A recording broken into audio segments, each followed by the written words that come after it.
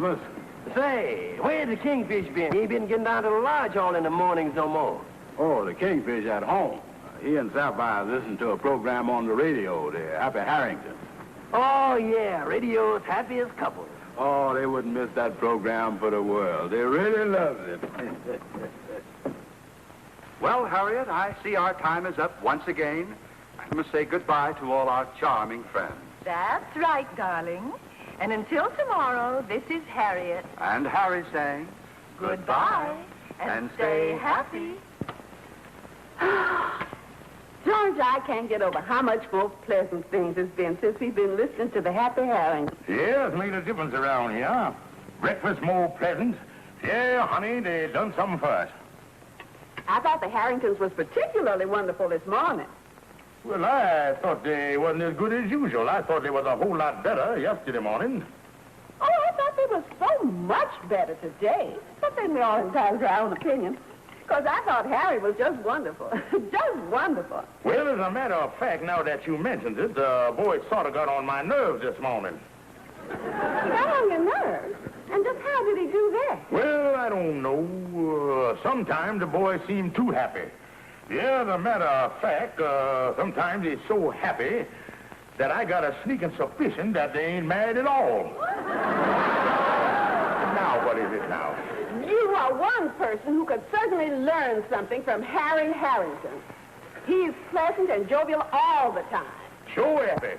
Sitting up there in that penthouse, wearing a $200 suit of coat, sipping coffee out of a golden cup, and wondering what nightclub he's going to later on.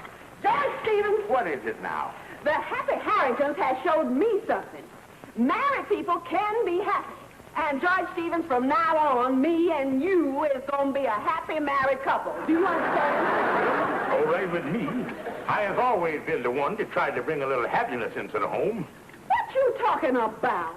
If there's any happiness here, I'm the one responsible for it. You brought happiness? Huh. You've been a sourpuss all your life. Don't you call me no sourpuss. I'm always trying to be gay and happy, you old crab. You gay and happy? Why, I know fellas in the death house that's gayer than you is. I done heard enough of this. George Stevens, me and you is going to have happiness around here if it's the last thing I ever do in my life. Do you understand? Yes, ma'am. And you can do the dishes.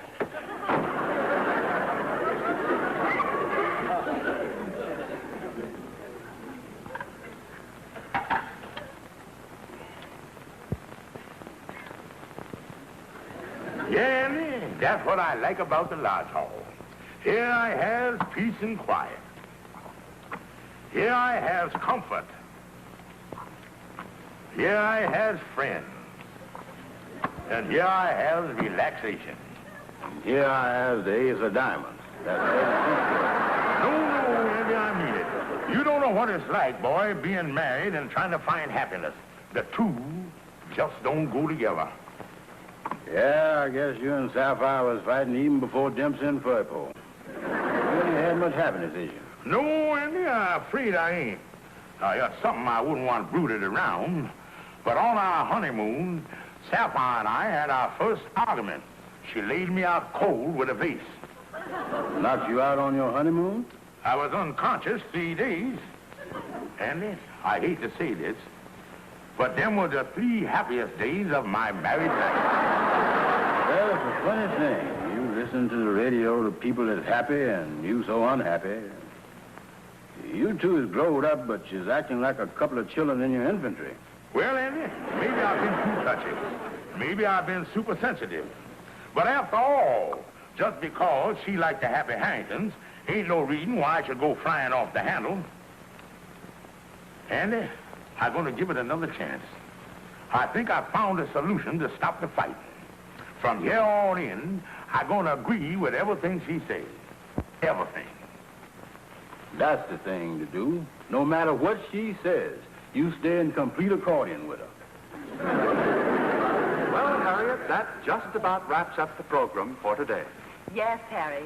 And I hope all our dear, dear listeners will be with us again tomorrow, because we're going to have a wonderful, wonderful show. And until tomorrow, this is Harry and Harriet saying goodbye and stay happy. They had a nice program. They certainly did. They did that. I agree with you 100%. They did that. That was a cute little number they done together, wasn't it? Cutest little number I ever heard. I agree with you completely. I do that. I do that. And it was a cute story, wasn't it, the way they found that little French poodle in Paris? The cutest story I ever heard. I agree with you 100%. I do that. I do that. What's the matter with you, George? Ain't you got no mind of your own? Well, I'm only agreeing with you. You could at least express an opinion of your own. Must I tell the whole conversation? Well, now, honey, You sat there and heard the whole program. Ain't you got no opinion, no ideas on it? well, now that you spoke of it, I think Harriet was a little... That's ridiculous. Honey, I'm only agreeing with you. I don't want you to agree with me. What am I, a child that I have to be humored? Do you think I'm stupid? All right, so you're stupid. The program was the worst mess I ever heard. So, you've never liked the Harringtons, have you? All these mornings you've been sitting here listening to it and pretending to like it. Now, wait a minute, Sapphire. George Stevens, you've been living a lie. That settles it. You're the most impossible woman that ever lived. Don't you shout at me. I'll shout at who I please. This is my house, and a man's home is his castle.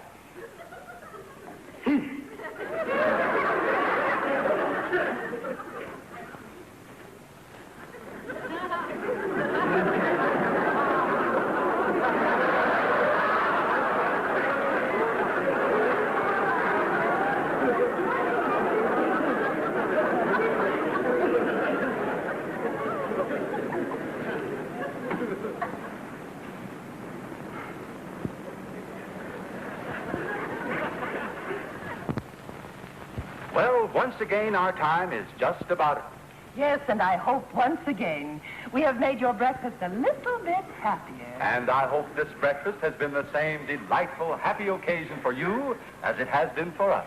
Yes, dear listeners, every morning we try to make breakfast just a little more enjoyable for all you happy couples everywhere. And until tomorrow, then, this is Harry. And Harriet saying goodbye, And stay happy. Join us tomorrow when we will once again present the Happy Harringtons. This program was brought to you through the courtesy of...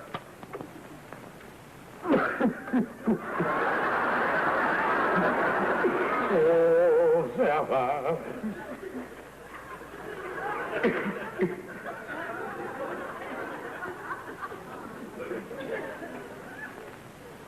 Yes, Amos.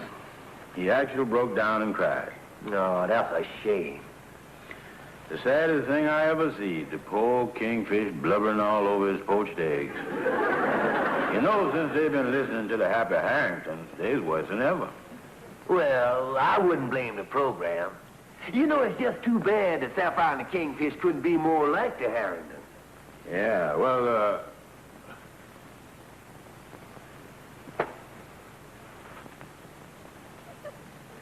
Yeah, I think it just might work, Sapphire.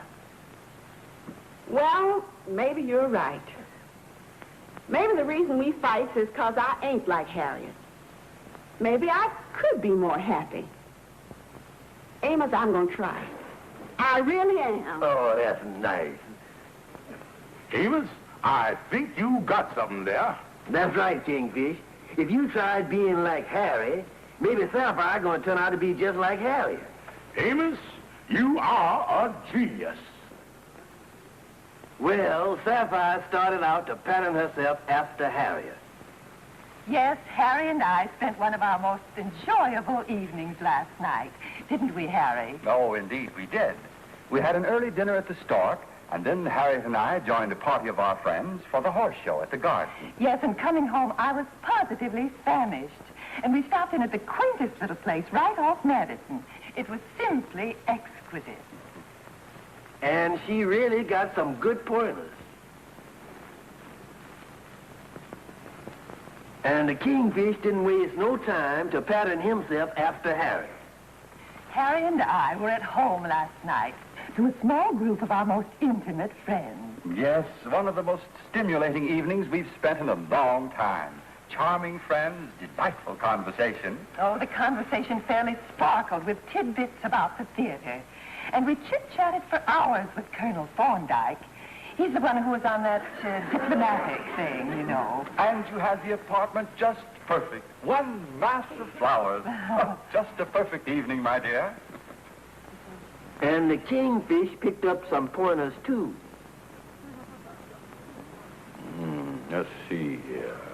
Flowers, candy, nightclub, charming friends, compliments, tea, lawn party, croquet, horseback riding, charming friends.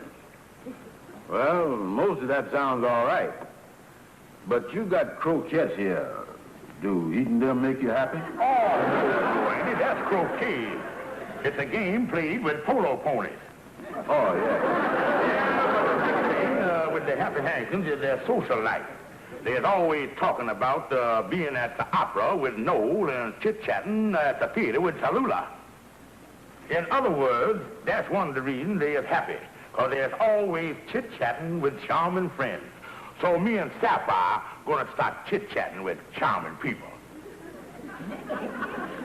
Well, there's only one catch there, Kingfish. You don't know this fella Tallulah. Where is you going to get these charming and cultured people you was going to chit-chat with? Well, Andy, that's where I'm going to have to cut a few corners. I want you to get a hold of one of them gals of yours, and you and her is going to be my charming circle of friends for the evening. Me get a hold of a gal? That's right, but be sure it's the right type. Cultured, charming, and refined. I got just the right gal. Rosemary De Winters. Good, good.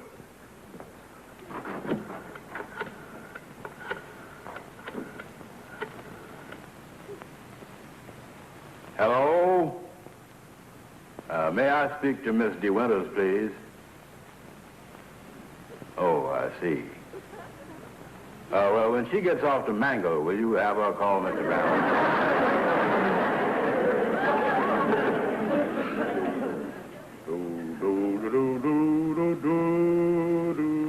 George? Well, George, how do I look?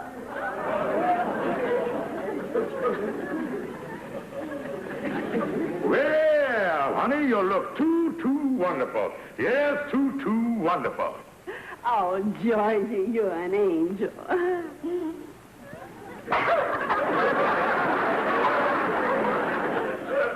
By the way, George, who are the people we're going out with this evening? Oh, they're charming people, nice, charming people. We're going to have a lot of nice chit-chat, and everything going to be jolly and gay. We're going to have a charming evening. Well, I hope they're nice. After all... That must be our charming friends now. Well, come in, my charming friend. It's charming to see you. Yeah, charmed to see you too, Kingfish, and charmed to see you too, Sapphire. See that, Sapphire? The whole mess of us is all charmed up. Good evening, Andy. Sapphire, may I introduce you up with Miss Rosemary De Winters? She's going to be my fiancée for the evening. How do you do, Miss De Winters? Hello, Mrs. Stevens. Well, glad you charming folks got here. Can I take your wrap, Rosemary? Thank you, Mr. Stevens. Rosemary, you better put your wrap back on. You don't know off the top of your dress.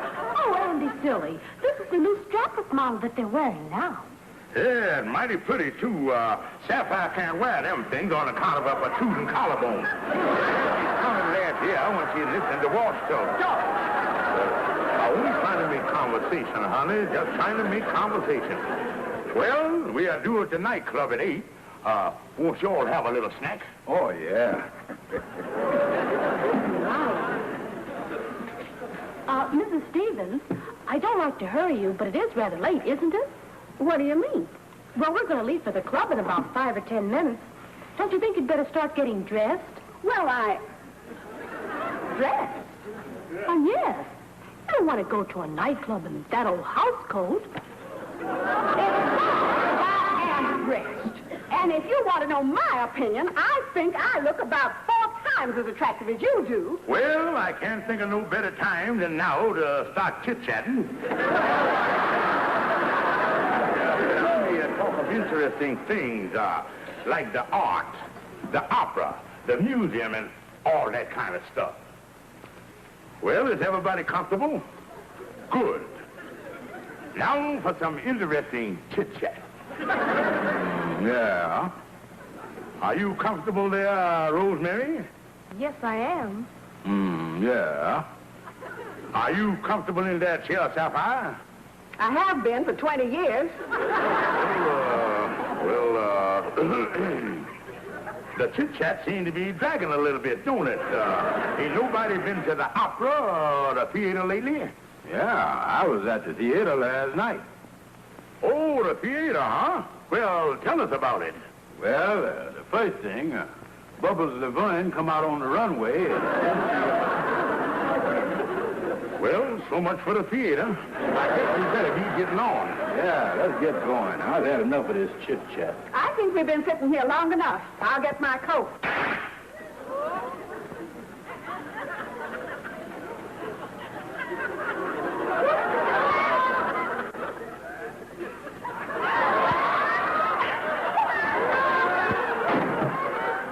Well, so much for the charming evening.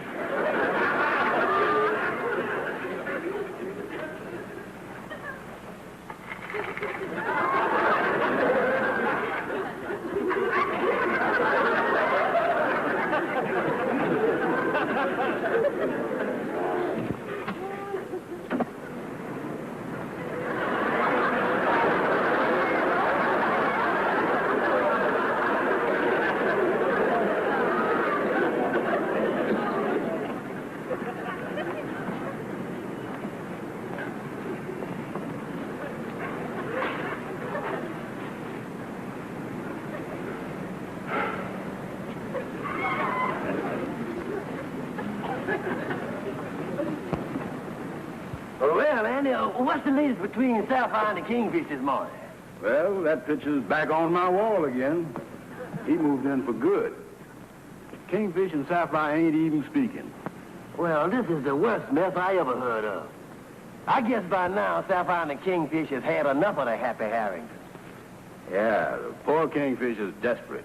He went over to Algonquin J. Calhoun to see if there ain't some way out of this mess. Well, see you later, Amos. Okay, Andy. Calhoun, I'm desperate. That's the reason I come to you. I got to get some good sound advice from some intelligent person. Well, now, I'd like to help you, Kingfish, but I don't know nobody like that. No, Calhoun. You. What? Oh, yeah. Look, Kingfish, I don't see no reason why you and your wife have to fight all the time. I don't see no reason why you and Sapphire can't be happy.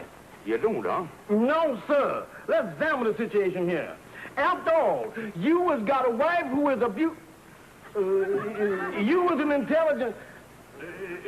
she got a personality that... your character is of such that... both of you together is... Kingfish, you were a lot worse off than I thought you would.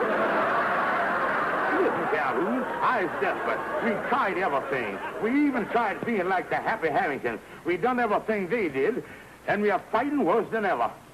Well, now, maybe you done it, but maybe you ain't done it like they done did it. Yeah, maybe you're right. Maybe them Harringtons done got some secret of happiness that I can't get a grip on. I wonder what they got there. Oh, well, if it's the answer you was after, the thing is simple. Go right to the Harringtons and ask them. Calhoun, I'm going to do it. I'm going to see if I can't get Sapphire to go down to the radio station with me tomorrow morning and talk with the Happy Harrington. Yeah. Look, Sapphire, don't hang up. Please do this for me. Please go with me to see the Happy Harrington. Well, all right, George. I'll meet you at the broadcasting studio in the morning. I just hope it works out. Oh, thank you, honey. Thank you. I'll meet you there at 8 o'clock in the morning.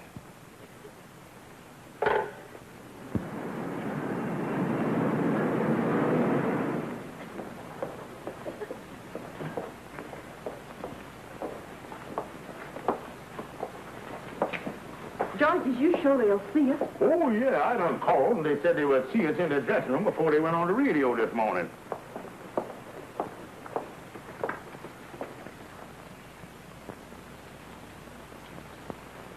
Well, here goes.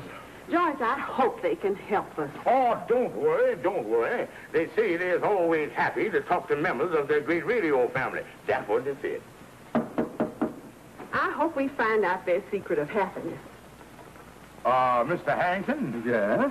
And what can I do for you two lovely, lovely people? Well, we as Mr. and Mrs. Stevens, we called about talking to you. Oh, yes, yes, yes. Well, please do come in.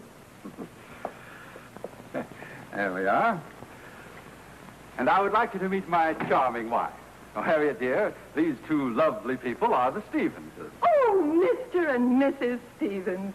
So nice of you to call. How do you do? Yeah, how do you do there? Oh, won't you sit down? So, Mrs. Stevens, you sit right here, please. Darling, you sit right there. And, Mrs. Stevens, if you please. Thank you. Now then, and, now, what can we do for you? Come now, Harriet and I are always ready to help members of our great radio family. Aren't we, Harriet, darling? That's right, Harry, sweetheart. Well, the thing in a nutshell is, well, me and my wife would like to know where you all get all this happiness from. Yes, could you just tell us something that would make us as happy as you? Well, maybe we could. You see, we feel that cooperation and understanding are the keynotes to a happy marriage. You see, Mrs. Stevens, years ago when I got the idea for this radio program and sold it to the network... Oh, Harry, dear, Yes, Harriet, darling? you said you got the idea. If you remember, darling, the idea for the program was mine. Oh, yes. Yes, that's right, sweetheart. Well, what I meant to say was when I took the program and sold it to the network... Oh, Angel. Yes, dear. Both of us took the program to the network. But, honey, if you'll remember, I was the one who did the talking. But, Lamb, I was the one who told you what to say. Oh, dear, I don't like to disagree with you, but the truth of the matter is, it was my idea from the start. Your idea? You never had an idea in your life. Don't you laugh at me, Miss Big Mouth. Don't you call me Miss Big Mouth, you smirking oaf. How dare you call me smirking oaf? How did I choose, you fathead? Oh, I've a good mind to... You lay a finger on me and I'll flatten that pinhead of yours. Excuse me, please. But would you all mind stopping to fight long enough to tell us where you get all this happiness from? You keep out of this. Now, who's calling who, pinhead? Oh, I've a good mind to wring that scrawny neck of yours. I'll fix you. Let me get my hands on you.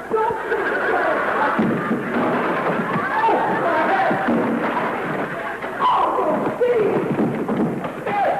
call the front office. The Happy Harringtons are at it again.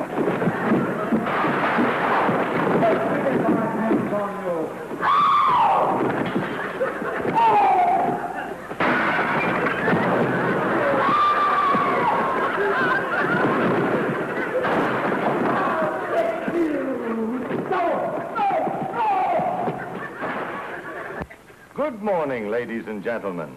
This is station KTIX, welcoming you once again to the happiest half hour in radio. However, due to an unforeseen accident, we regret that the Happy Harringtons will not be with us this morning. But the show must go on, and fortunately, we are about to rush in a last-minute substitution. And here they are, the Happy Stevenses. Good morning, darling. Good morning, sweetheart. Happy, happy, happy. And now for some interesting chit-chat.